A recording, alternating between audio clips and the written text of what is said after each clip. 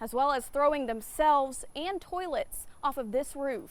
Currently, the lighthouse is off limits to the public. There's no bridge, and the only road to the lighthouse remains impassable for vehicles. This fire at one point was almost 6 miles wide. It is in fact almost time for the main event. The crews are going to be making their way down Ryan Street at any moment now. Those fighting the fires say that's not the case. In fact, thick canopies can limit rain from reaching the ground. Mail carriers are even working longer hours. Anyone who comes out to the Civic Center in the evening when the sun goes down and those temperatures especially cool off, know that this is a very popular place to be. There are 4 people that live at this home, and they were all home at the time of the storm. 126 registered sex offenders in Beauregard Parish.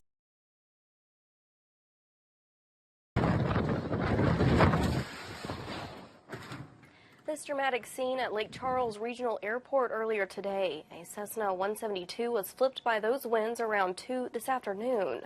No one was hurt in that incident. Thanks for joining us tonight. I'm Jade Moreau. We start with the latest on the weather tonight. Meteorologist Max Legano joins us with more. As homecoming festivities start as early as next week for some high schools in Calcasieu Parish, Sheriff Tony Mancuso warns against any kind of unwanted pranking. Political analysts are describing an extremely bad performance by Louisiana's Democratic Party in Saturday's election. This is perfect weather. Well, the night times won't be too bad. Maybe just get up around 6 o'clock or so. Not happening. Tonight, new information on a letter to state lawmakers about a big deadline for this month for the new I-10 Calcasieu River Bridge. And we're remembering a local teen killed in an ATV crash over the weekend. The proposal for the new I-10 bridge has yet to be approved by lawmakers, and DOTD officials are urging them to make a decision soon. Good evening, I'm Jade Moreau. Haley Jefferson has the details.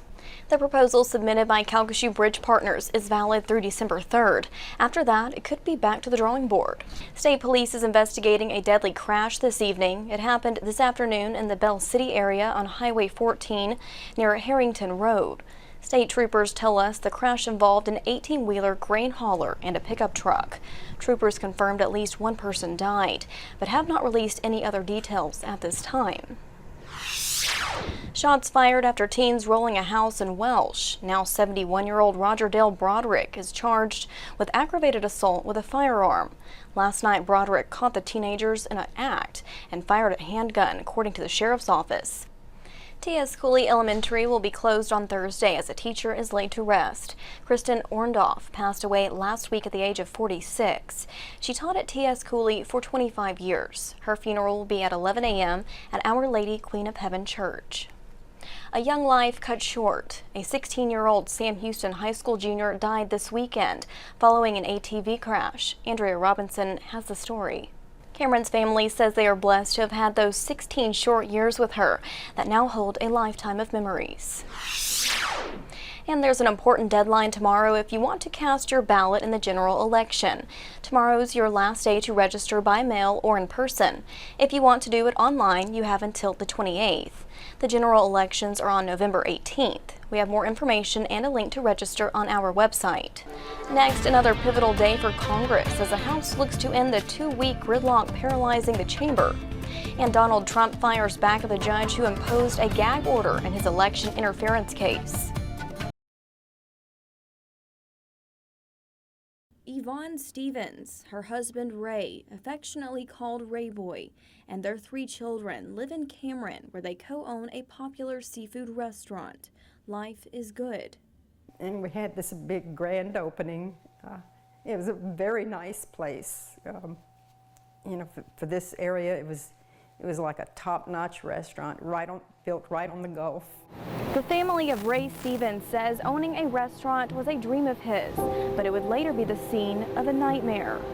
We opened in January, the beginning of January, and in March of 1984, March 26 is when this happened. And I got the call like about 4 o'clock in the morning, you know, that he was shot. One of our deputies in the sheriff's office was making their normal rounds around the Jetty restaurant located off of Davis Road here in Cameron, Louisiana, and they discovered a white male victim on top of the stairs that had died of apparent gunshot wounds. An apparent robbery gone wrong with obvious signs of a struggle.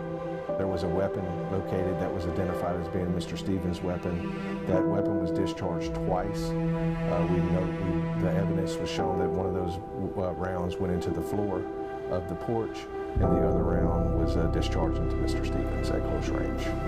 Chief Deputy at the Cameron Parish Sheriff's Office, Chris Savoy, has spent years examining this case. Investigators questioning every suspect, investigating every lead, testing every piece of evidence from broken glass to blood at the scene. There is some evidence that does link us to possible suspects in this case. We want to ask the people of the community and the people of the Southwest Louisiana that if they have any information on this case, any kind of, no matter how relevant you think it may be, we ask you to please call us, because that information may be the little missing piece of the puzzle. He hopes to solve the case for Ray's family, including his 3 children who grew up without their father. I ask God to forgive them for what they did, and also to give them peace in this, because I can't imagine living 39 years with that kind of secret and with that kind of pain in your life. A family not willing to give up. I'm not honoring him if I let it go. And I refuse to let it go.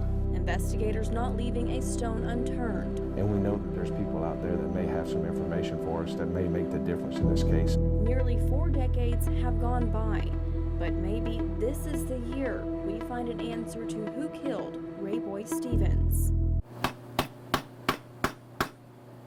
I was about 8 years old, shining shoes. Kept on shining, and eventually I moved up to doing the repairs. I'm 80 years old now. I just try to hang in there and keep busy, keep shining shoes and repairing shoes and doing all the necessary things, to keep the business, going, because right now it's kind of like a dying art. There's not too many people that's interested in that trade. Whether it's the sole of your shoe or the strap of your purse, they are repaired, mended, and waxed, leaving like new, from a man in the business for several decades. His customers know him as Vic. Have a good conversation, and get a good shoe shine or a good repair at the same time, Wilbert Victor is the owner of Vic's Shoe Shine Parlor and Repair in Lake Charles. He's worked at several shops before opening his own on Pujo Street, later relocating in the late 80s to the current Ryan Street location. His strong work ethic started at a young age, influenced by those around him. I like the way they handled their business and provided for their family, and they kept the business going for many years until he eventually passed away. With no plans of retirement, you'll find Vic and his dog at the shoe store 6 days a week. I've been doing that this long, and I guess I'll continue to do it until, till I can't do it anymore, and I'll feel real bad when I can't, because I really enjoy what I do, Since our last report, the Calcasieu Parish District Attorney has weighed in, saying their office will not be filing charges in this case. They say they don't have evidence the driver did anything wrong. Because of that, KPLC will not be naming the person who was behind the wheel. The crash happened on Big Lake Road in Lake Charles just after 11 p.m. Newly released body camera footage shows state police investigating, taking witness statements, marking the scene with spray paint, checking the tread on the vehicle's tires. But if what wasn't done, that's now in question. I don't think he did him any favors. What he did was cause me to have to be here to talk about the shadow of doubt that has been cast. We know Kaylee Fontenot was given a toxicology test, but the driver was not. But we want to stress, both the troopers on the scene and the expert we spoke to agree the driver did not appear to be impaired. Our expert, Steve Thompson, is a retired Louisiana state trooper. It comes back with benzodiazepines or some type of opioid in your system. Including a lawsuit certification filed, as and a even drug then it'll be recognition subject, expert, most likely, to kill evaluating people with impaired a drivers. 3,000-pound He's vehicle. also a professor at McNeese, teaching students about criminal investigations and ethics. And after reviewing all the evidence available, I believe that at least common sense would tell you that the reason that that person was not properly investigated was due to a personal relationship. In the body camera footage, you can hear the driver speaking with the trooper in charge, though we're told there is no clear-cut policy that a trooper should recuse themselves from an investigation should they have a personal connection. Our expert felt the trooper let that relationship affect the way he investigated the crash. At one point, you can hear the trooper discussing how to classify the crash, and they decided it would be a code C, meaning a minor injury crash. She's talking. She's alert. She's talking? Okay. But severe head trauma. Compound fracture. And had to go to the bone. It would like pull the skin away from her scalp, but besides that, it's looking like just broken bones. She got broken. So we're gonna roll with a code C. This is important because once it's labeled a serious injury crash, troopers have more responsibilities on scene to ensure a fair investigation. It's not hard to identify it as a serious injury crash. You have a pedestrian that's thrown over 20 feet.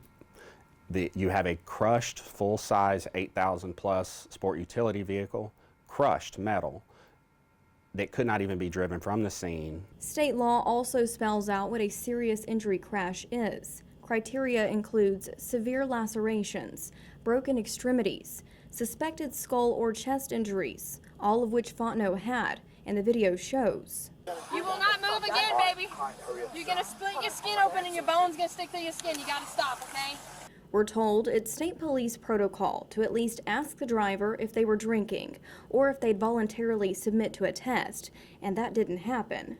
Even with an investigation into impairment, which should have included a standardized field sobriety test, and even if that was done and there was no evidence of impairment like which was discussed, it is still required to offer a voluntary test to the driver. We asked Thompson if he doesn't think the driver was impaired. Why does it matter how the crash was investigated as a serious or non-serious injury crash? You want those state police troopers to do a fair and impartial investigation, no matter who ran them over. You want all the facts. As a state trooper, owed the family a good investigation, professionalism. Do it by the book, and that didn't happen here. We asked state police if they've investigated or are currently investigating any troopers' actions in this case. They said no, there was no wrongdoing with the investigation of this crash.